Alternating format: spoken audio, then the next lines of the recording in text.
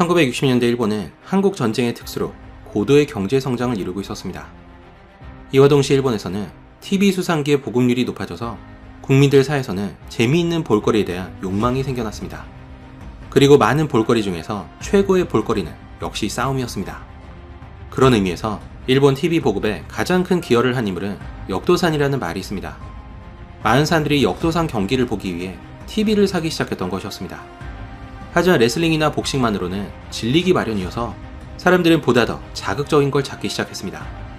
이런 대중의 욕구를 감지한 사람이 노구치 오사무였습니다. 그는 원래 복싱 프로모터 출신으로 돈 냄새를 잘 맡는 인물이었습니다. 어느 날 그는 재미있는 아이디어를 떠올렸습니다.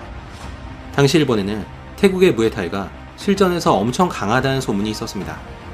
무에타이는 흔히 태국에서 유래된 것으로 알려져 있지만 다른 동남아 국가에서도 오래전부터 비슷한 무술이 존재했다고 합니다.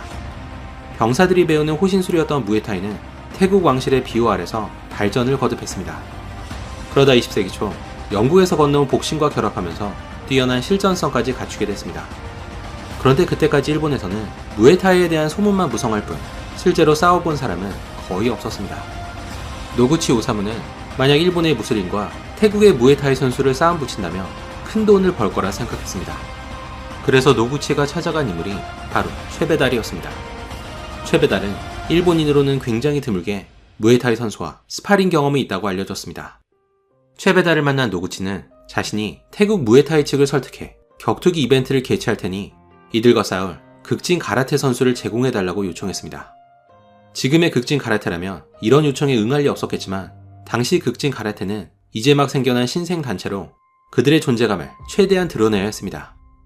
결국 극진 가라테를 홍보할 좋은 기회라 생각한 최배달은 노구치 오사무의 제안을 수락했습니다. 이렇게 최초로 가라테와 무에타이 간의 2종 격투기 경기가 성사됐습니다. 이때가 1963년이었습니다. 최배달은 경기를 위해 본관의 사범이었던 크로사와 켄지를 태국에 파견했습니다. 그리고 크로사와 켄지의 인솔하에 나카무라 타다시와 오자와 노부르라는 젊은 극진 가라테 강자 2명이 태국 땅을 밟게 됩니다. 이들이 경기를 하기 위해서 도착한 곳은 무에타이의 성지로 알려진 룸피니였습니다. 그런데 문제가 발생했습니다. 원래는 나카무라 타다시와 오자와 노부르가 각각 무에타이 선수를 상대로 경기를 치르기로 돼 있었습니다. 그런데 주최 측에서 2대2 경기로는 동점이 될 수도 있으니 한 번의 경기를 추가하자고 말했습니다. 그래서 지도 사범이었던 크로사와 켄지가 예정에도 없던 시합을 뛰게 됩니다. 하지만 극진 가라테에 대한 자부심이 대단했던 크로사와 켄지는 전혀 긴장하지 않았다고 합니다.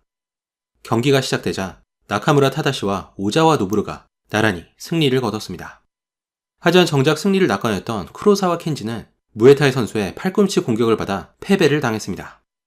시합은 2대1로 극진 가라테 측의 승리였지만 크로사와 켄지는 이날의 패배로 큰 충격을 받게 됩니다. 무에타이를 몸소 체험해보니 생각보다 그 위력이 엄청났던 것이었습니다. 한편 일본에까지 생중계된 이 이벤트는 완전히 흥행에 성공했습니다.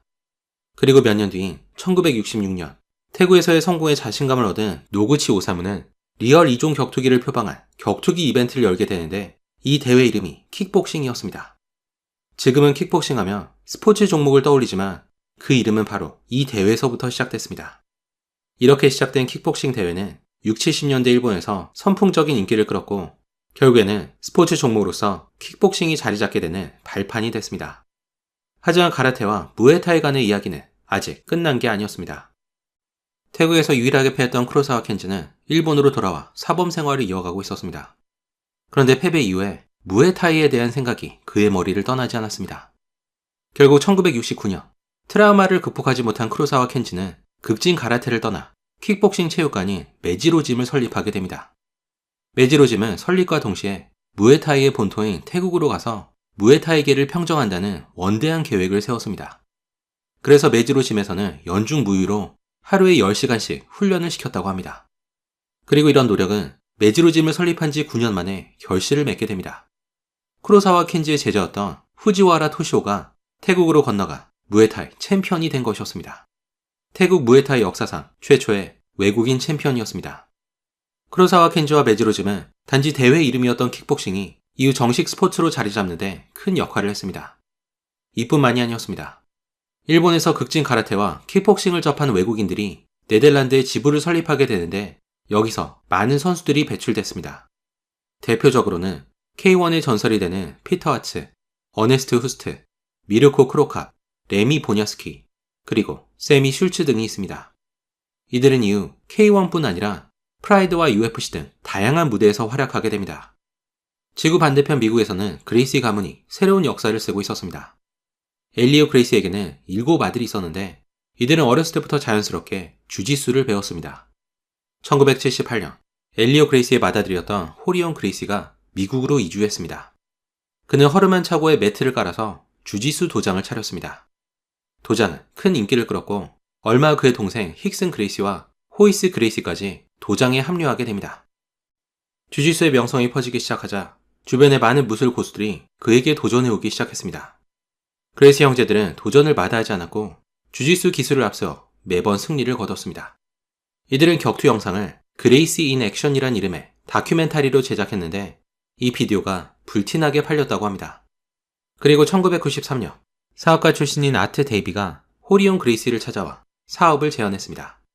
그레이시 인 액션에서 했던 것처럼 다른 무술을 구사하는 선수들끼리 싸우는 2종 격투기 대회를 창설하자는 것이었습니다.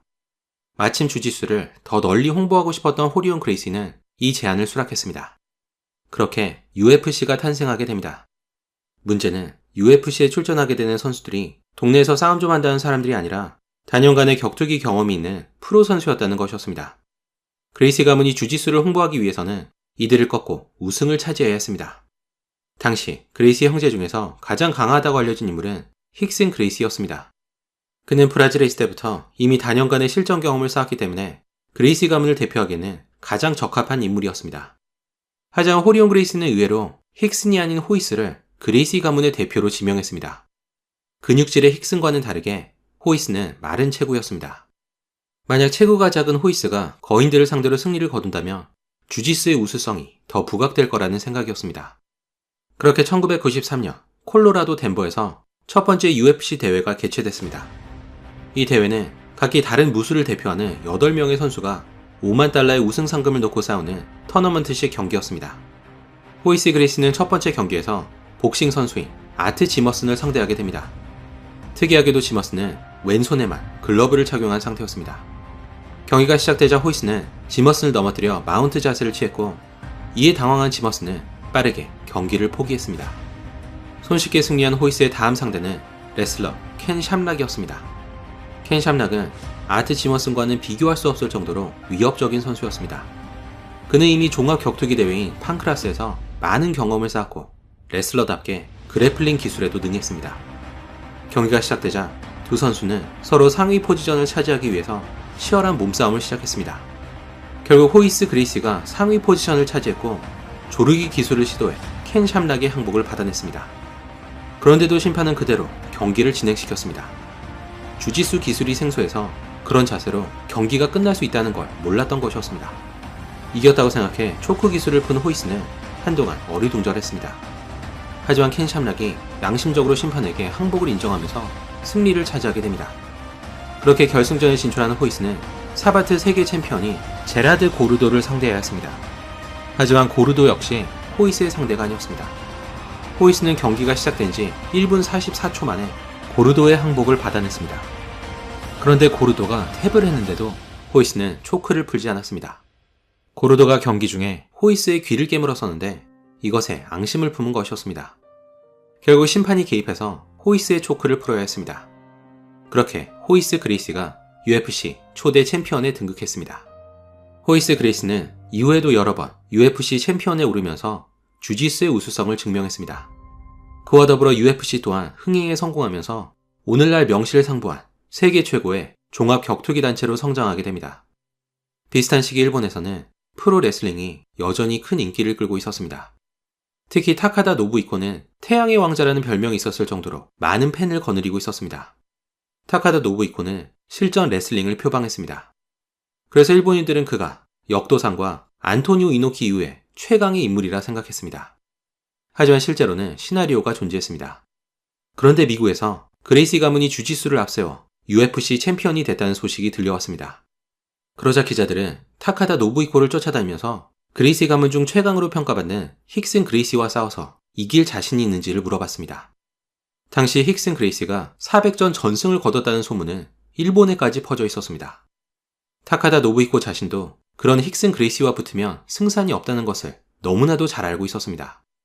그래서 기자들의 질문에 적당히 뜬구름 잡는 소리나 하면서 직답을 피하고 있었습니다.